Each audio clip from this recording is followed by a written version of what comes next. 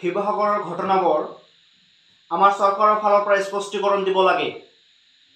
যি বাবা তোমালোকে যিমানখিনি কৰিছা বহুত কৰিছা, ধুনীয়া কৰিছা, তোমালোকৰ আৰু এনেকুৱা কাম কৰিব নালাগে। এনেকুৱা কাম কৰিবলৈ আমি চৰকাৰ আছোঁ, আমাৰ চৰকাৰৰ পুলিচ প্ৰশাসন আছে, আইন আছে। এই যি চাৰ্কেলটো, এই চাৰ্কেলৰ কাম হ'ল এইটো যে কোন বাংলাদেশী হয়, কোন বহিৰাগত হয়, এওঁলোকক চিনাক্ত কৰিব আৰু সেই দেশলৈ ঘূৰাই পঠিয়াই দিব। তোমালোকে যিমানখিনি কৰিছা আৰু কৰিব নালাগে। তোমালোকৰ লিমিট যিমানখিনি আছে সিমানখিনিতে তোমালোকে থাকা। যদি এই চৰকাৰে জাতি মাটি ভেটিৰ কথা কৈ আহিছে, আপোনালোকে হয় এইটো কথা এই দল সংগঠনক কওক, এইকেইটা নেতা তথা চামুণ্ডাবিলাকক কওক, আৰু নহ'লে আপোনালোকে কওক যে আমি জাতি মাটি ভেটি ৰক্ষা কৰিব পৰা নাই, তোমালোকৰ দল সংগঠনক আমি দায়িত্ব অৰ্পণ কৰিলোঁ, দায়িত্ব দিলোঁ, তোমালোকে এতিয়া জাতি মাটি ভেটি ৰক্ষা কৰক। ইমান এটা গণতান্ত্ৰিক দেশত গণতান্ত্ৰিক চৰকাৰ চলি আছে। এই চৰকাৰ চলি থকা অৱস্থাত জিলা প্ৰশাসন, আমাৰ অসমৰ প্ৰশাসন বিভাগে কি কৰি আছে, গৃহ বিভাগে কি কৰি আছে? এনেকুৱা ধৰণৰ ছ'চিয়েল মিডিয়াত সকলো সময়তে দপদপাই থকা যি নেতাবোৰ আমাৰ, যাৰ কোনো ৰাজনৈতিক কোনো হেৰি নাই, ঠিকানা নাই, এনেকুৱা মানুহৰ পৰা যদি এনেকুৱা অসভ্য আচৰণ, অসভ্য শব্দ যদি আমাক শুনিব লগা হয় যে 24 ঘণ্টাৰ ভিতৰত তই মিয়া হয়, তই ইয়াৰ পৰা গুচি যাবি, তই সেইটো কৰিবি, এইটো কৰিবি, এনেকুৱা কথা যদি আমাৰ শুনিব লগা হয়, তেনেহ'লে কেনেকুৱা লাগে?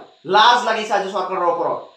আৰু নহ'লে কওক যে আপোনালোকে বন্ধ কৰক, জাতি মাটি ভেটি আমি ৰক্ষা কৰিম বুলি প্ৰতিশ্ৰুতি দি আমি চৰকাৰ গঠন কৰিছোঁ, গতিকে আমি এইবোৰ ৰক্ষা কৰিম।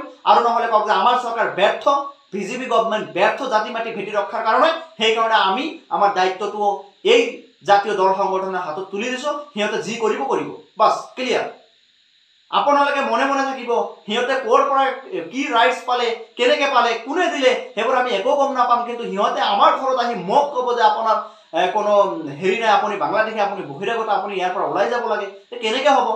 মই মোৰ পাৰ্চনেল ৰাইটছ, মই মোৰ কৰ্মক্ষেত্ৰত, মই অল অভাৰ ইণ্ডিয়াৰ যিকোনো ঠাইত যাই মই মোৰ কাম কৰি থাকিব পাৰিম। যদি মই কিবা বেআইনী কৰিছোঁ, যদি মই কিবা বেয়া কাম কৰিছোঁ, মই যদি কিবা হেৰিৰ লগত 2 নম্বৰীৰ লগত যদি মই জড়িত আছোঁ, পুলিচ প্ৰশাসন, CBI CID আছে মোক এৰেষ্ট কৰাৰ কাৰণে, মোক পানিছমেণ্ট দিয়াৰ কাৰণে আছেতো। এই দল সংগঠনৰ ঊৰ্ধত মানে কি ক'ম আৰু, সিহঁতে আইনৰ ঊৰ্ধত গ'ল, সিহঁতে কোৰ্টৰ ঊৰ্ধত গ'ল, সংবিধানৰ ঊৰ্ধত কোন হয় মোৰ একো জানা নাই। সংবিধানৰ ঊৰ্ধত কোন হ'ব পাৰে নেকি? কোনো আইনৰ ঊৰ্ধত কোনো হ'ব পাৰে নেকি? কোনো নহয়। তেনেহ'লে এই কেইজন ব্যক্তিয়ে সকলো সময়তে ফেচবুকত এজন নেতা হিচাপে পৰিচিত লাভ কৰিবৰ কাৰণে সকলো সময়ত দপদপাই থাকে।